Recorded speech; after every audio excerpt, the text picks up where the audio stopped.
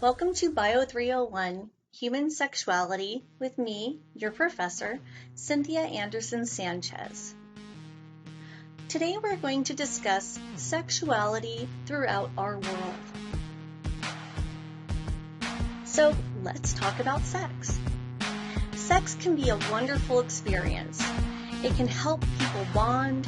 It can be selfless and loving, or obligatory, or even immoral. Whatever you want to call it, there's no doubt that you wouldn't be here if it weren't for sex.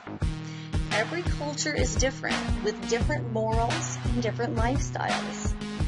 One area in which we see these differences is in sexual expression, sexual behavior, and sexual ideology.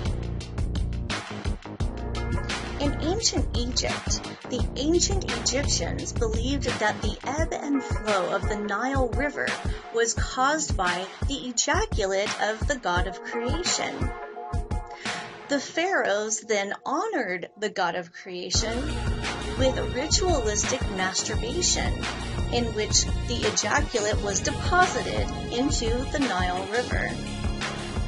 The practice was believed to ensure good rainfall and healthy crops for the season.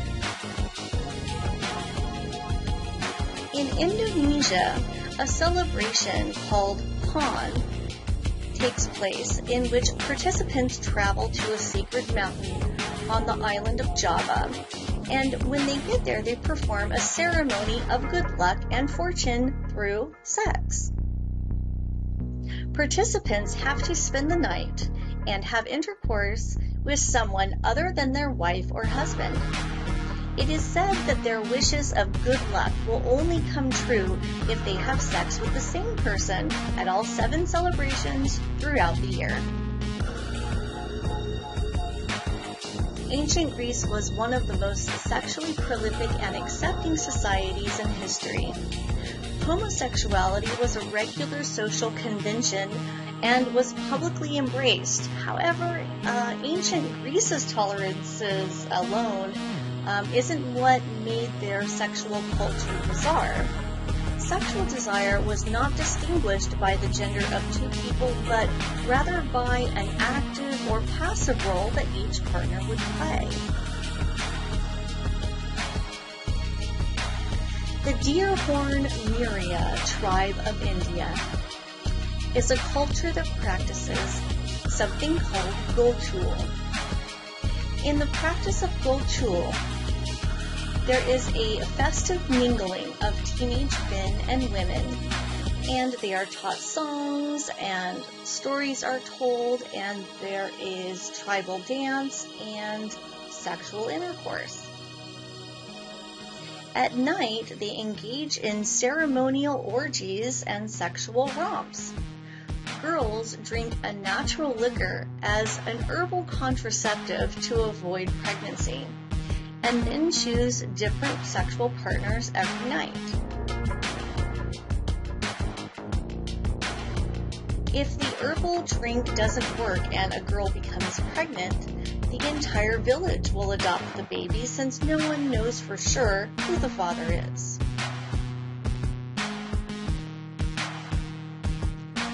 Salt Deo and the Goddess of Love. Salt Deo is a municipality of Haiti, and its waterfalls are an annual site of religious importance. Every summer in July, voodoo practitioners and religious enthusiasts make a pilgrimage to the holy site to take part in a Eucharistic rite, worshiping the Goddess of Love. The penultimate devotional activity involves everyone bathing naked under the waterfalls, asking for heavenly favors. Then, some extreme participants have been known to take part in a sexual dance, still naked, writhing around in a mixture of mud and blood from sacrificed animals. The Wudu-Abi tribe. The people of Taboo, or the Wudu-Abi tribe, are a tribe in Niger. known for their beauty and rich cultural ceremonies. Traditionally, a person's first marriage is arranged by their parents while they are infants, and they must be married to cousins of the same lineage. As the annual Garawal festival, the Wodoabi men are dressed in elaborate costumes, and they wear makeup and stand in line in front of the women to show off their beautiful teeth, faces, and features. Women pick new husbands from the men that they are most impressed by, and if the new couple leaves without their current husband knowing, they become socially recognized. As opposed to the formal first marriage, this form of union is called a love marriage.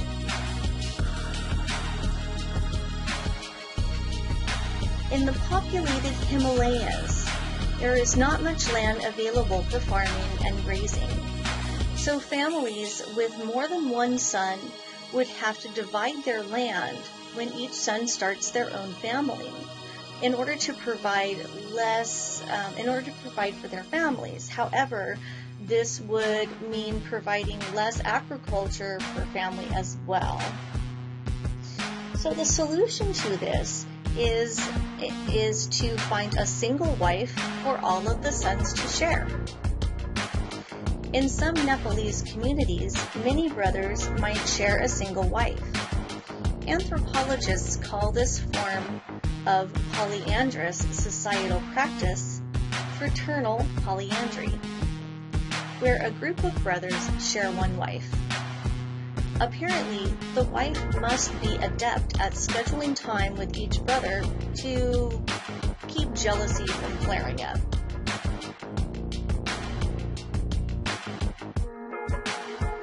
In Papua New Guinea, there is a tribe called Trobrand.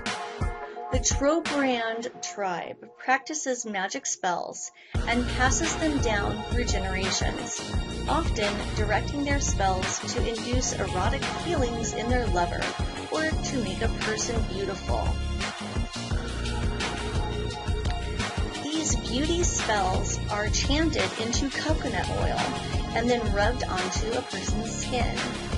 Also, the tribe is known for becoming sexually active at extremely young ages. Girls often start having sex by the age of 6 to 8, while boys start at 10 to 12. And there is no social stigma in this society about doing so. Another interesting tidbit, while premarital sex is fine, premarital meal sharing is a big no-no. Couples are not supposed to go out for dinner together until they are married. No kissing zone. An agricultural society in Mozambique has a no kissing rule. The practice is regarded as revolting, since it often involves the swapping of saliva. However, the culture has no qualms about public and ritualistic sex.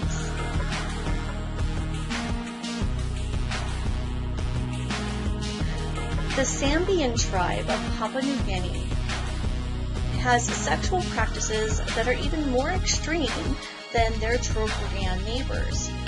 Boys from the Sambian society are removed from the presence of females at the age of 7. Then they live in a community that has only males for 10 years. Their skin is pierced to remove contamination brought upon by interaction with women, and they consume large amounts of sugar cane in order to incur nose bleeding and vomiting.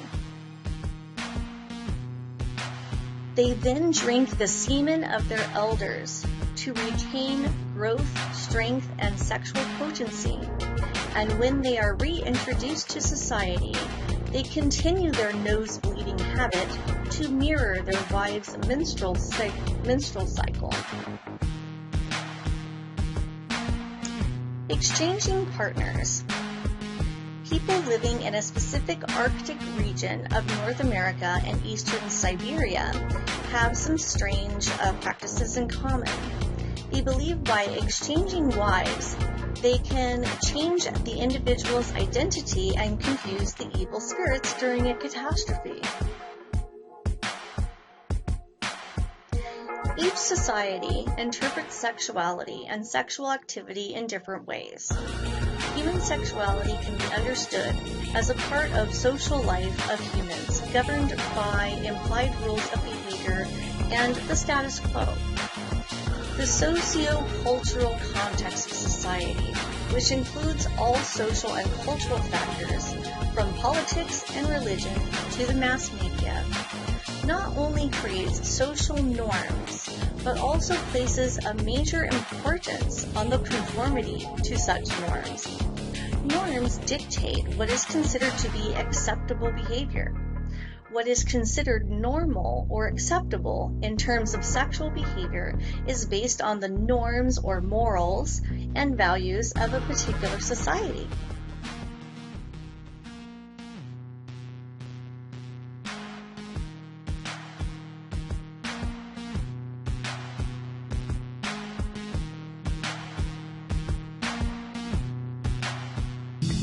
Semen drinking. In Papua New Guinea there's a tribe known as the Sambians. They're kinda famous for some weird sexual traditions. One of these involves becoming a man. To become a man in the tribe, boys must be separated from all girls when they turn 7. They eat a lot of sugarcane because they believe it removes contamination by women. This causes a lot of vomiting and nose bleeding. They also have to drink older members of the tribe's sperm. They believe it transfers the older guy's manliness onto the younger guy. When they're 17, they're released back into normal life with girls. What's really weird and kind of funny is that the men's nose bleeding happens at the same time as their wife's menstrual cycles. What's even weirder about this is that the tribe is so small you probably have to drink one of your family's semen. You have to drink it every single day, so you're bound to run into one of your family members at some point. Okay, now you've seen number 10, you get an idea of how weird this list is going to be. Sex at 6. Another tribe in Papua New Guinea called the Trobindia. The tribe is on a remote island with less than 100 people.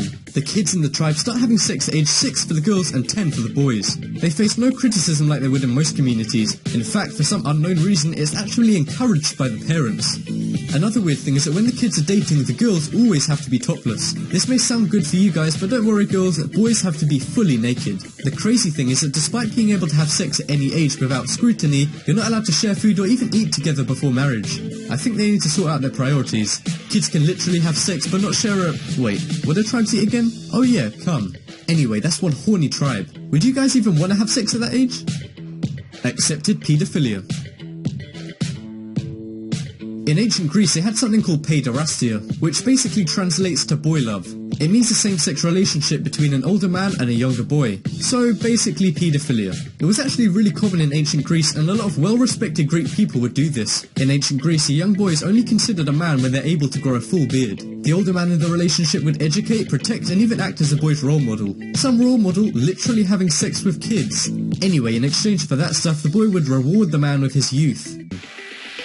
This Australian tribe named Mardigara has a painful way to become a man. I really don't like this becoming a man tradition. Anyway, the tribe circumcises the boy to make him into a man. I know in some religions and countries that's all normal, but wait, there's more. The boy then eats his own foreskin. Anyway, after the penis heals, it's then cut lengthways all the way to the scrotum. The boy then has to stand over a fire to purify the blood.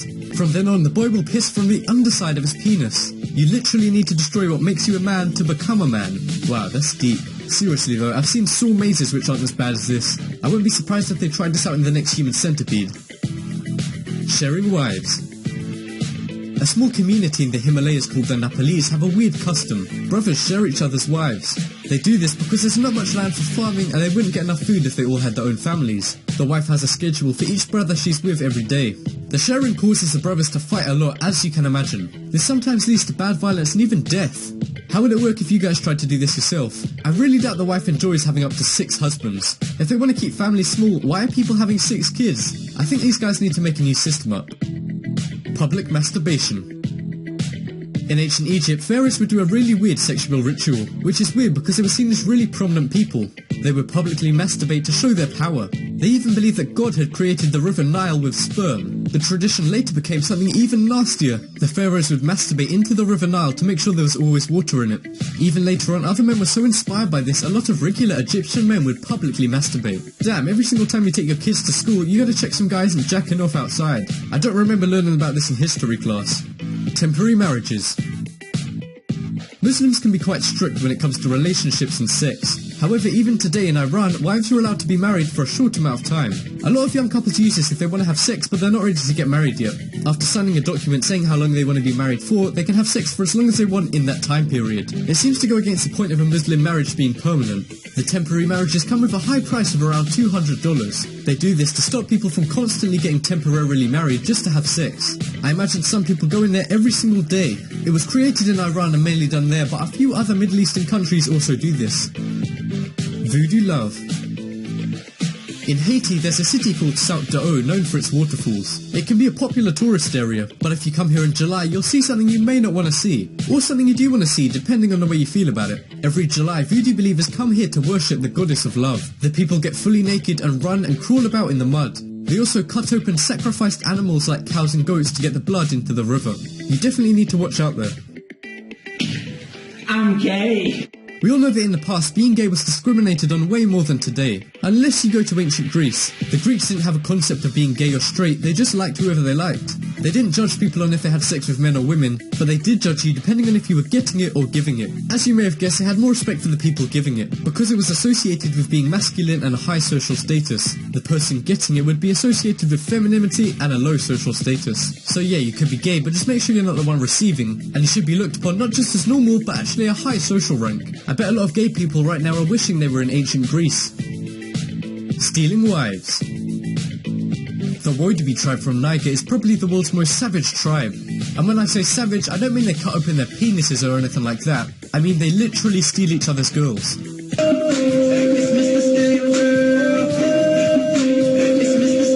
Wow, Charlie, really up-to-date jokes you got there. But anyway, the tribe members' first marriage is arranged by their parents when they're born. They also must marry one of their cousins. With all that inbreeding, I doubt any of them are ever going to realise how weird this is.